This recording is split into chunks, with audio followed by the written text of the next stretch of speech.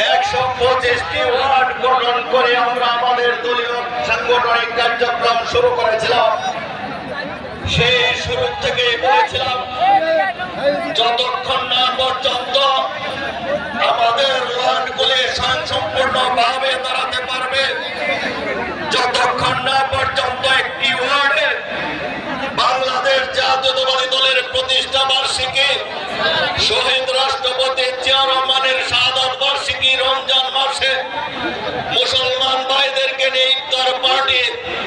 এই সকল অনুষ্ঠান স্বয়ংসম্পূর্ণভাবে করতে না পারবে, ততক্ষণ পর্যন্ত একটি ওয়ার্ডকে আমরা স্বয়ংসম্পূর্ণ হিসাবে কখনো ধরবো না, কখনো তাকে একটি স্বয়ংসম্পূর্ণ ওয়ার্ড হিসাবে গণ্য করবো না। প্রিয় সাথী ভাইরা, শুরু থেকে আমরা এই কার্যক্রমটি চলে আসলে